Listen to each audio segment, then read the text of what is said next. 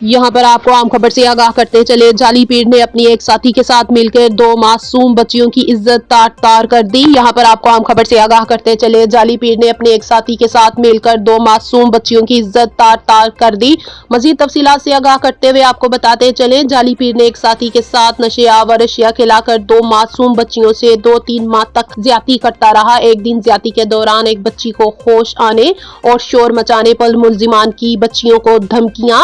Police ने रवायती तरीका अपनाते हुए कहा, बगैर तफ्तीश मुकम्मल किए मुलजिमान को बेगुनाह करार दे दिया। मजीद तफसीलात जानते हैं MB न्यूज के ब्यूरो चीफ अजीम चौधरी से। जी अजीम चौधरी, मजीद तफसीलात से आगाह कीजिएगा। दरबारा लिखी जाएगी, दरबारा दरखास्त असीं लिखी है, लेकिन जो फिर उन्होंने कोल लै गए उन्हें आख्या नहीं, मैं डिप्टी नूं फोन किया, उन्हें आख्या मामा मदई बन जा। मैं चलो जी सानू मदई बना दिओ।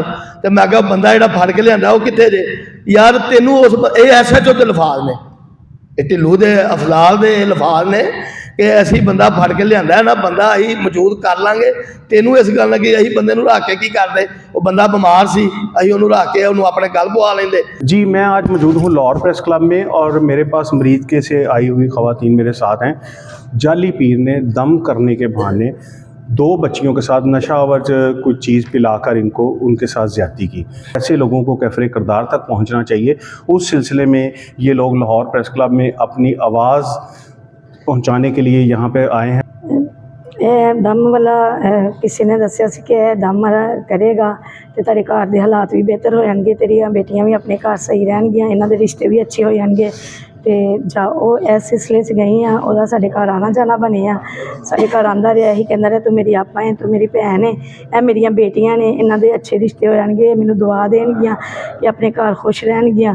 इस तरह करदे होए इन्हां नू दम करदा ही, पानी छिड़कदा ही, अपने घरों बोतल लै आनी, कदी क्रीम चाट लै आनी, कदी फ्रूट चाट लै आनी। सानू नहीं पता वो की सी की नहीं। और मेरी बेटी बीमार सी, हॉस्पिटल सी, तो मैं अक्सर उत्थे ही रहनी सा, तो ये आ जाता सी, तो इन्हें साडियां बच्चियां नाल ज़्यादती कीती है, तो बहुत खतरनाक ने है दोवें ही, लेकिन सानू नहीं सी पता है। अच्छा बाजी, मैं सिर्फ ये दसो कि ये कित्थे रहिंदा है, मतलब तुहाडे कोल ही किधरे रहिंदा सी ये जिहड़ा बंदा है? नहीं, इहदा नहीं सी सानू पता, लेकिन सानू किसी ने दसिया सी, हमसाई किसी ने दसिया सी, इहदा सानू नहीं सी पता। लेकिन उदों पता लग्या जो साडे घर आंदा सी कि ये शहजाद टाउन रहिंदा सी, अरशद मुगल। ये शहजाद टाउन मरीद के जी है किधरे? हाँ जी, शहजाद टाउन मरीद के जी। अच्छा, जिस टाइम बच्चियां नूं दम कीता तुसीं नाल गए सी? नहीं, उन्हें कहा सी इकल्ली नूं दम करना है। अच्छा, मैं नाल नहीं सा।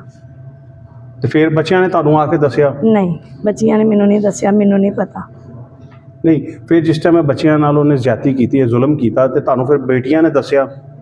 ਜਦੋਂ 3-4 माह तक ये करता रहा, उस तो बाद पता लगा है वो भी इन्हें इस बेटी ने माहम ने शोर किया है, तो पता चलिया सानू कि जे अगर तुसीं दसिया तो तुहाडे माँ बाप नूं मार देंगे, तुहाडे दोवां भाइयों नूं मार देंगे, साडा किसी ने की कर लेना। तुहानूं पता है असीं पिछे कतल करके आए हैं और लत्त भी वड्डी है, तो साडा केस चलन दिया, साडा किसी ने की कर लिया, असीं वेला तुरे फिरने हाँ।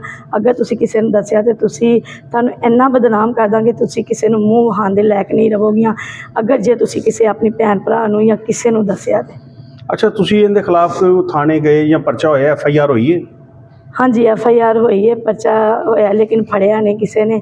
लेकिन वो कसमां कराना दियां ते मेरिया बेटियां ते वो कोई नहीं, लेकिन इसलिए असी मीडिया ते आए। असी मीडिया ते आना तो नहीं सी चाहते, लेकिन इन्हें महल्ले च फोन करके, रिश्तेदारां नूं फोन करके यह क्या है कि तुसीं तुहाडी भैन ने ज़िना दा पर्चा करवाया है, तो महल्लेदारां नूं भी फोन करके काफ़ी मैनूं पुछदे सी कि तू ज़िना दा पर्चा करवाया है। मैं क्या नहीं, इन्होंने काफ़ी रिश्तेदारां नूं सारिआं नूं, फिर सब नूं पता लग गया, रिश्तेदारां नूं, गली महल्ले नूं। फिर असी मीडिया ते आए हाँ कि पता तो हुण साडा चल ही गया, बदनाम तो असी हो ही गए हाँ, ये दरिंदे नूं फड़ना चाहिए। तो मरियम नवाज से दरखास्त है कि हमें इंसाफ चाहिए। जी शुक्रिया। इसने हमारे साथ बहुत ज़्यादा ज़्यादती की है, तो हमें बस यही है कि इसे पकड़ा जाए और हमें इंसाफ दिया जाए। इस ऐसे दरिंदों को वैसे जीने का कोई हक़ नहीं है, इसने हमारी ज़िंदगियां ख़राब कर दी हैं और हमें सिर्फ़ इंसाफ चाहिए और इसे मार देना चाहिए, ताकि किसी भी और बच्ची की या किसी और घर जाके लड़कियों की ज़िंदगी ना तबाह कर सके। जी नाज़रीन, देखा आपने जैसा कि आजकल जदीद दौर है और इस साइंस और टेक्नोलॉजी के दौर में भी ऐसे लोग अपना कारोबार चला रहे हैं, अपनी दरिंदगी को बढ़ा रहे हैं और इन बच्चियों के साथ उसने जो दरिंदगी की, जो ज़्यादती की, उस सिलसिले में इनको इंसाफ मिलना चाहिए।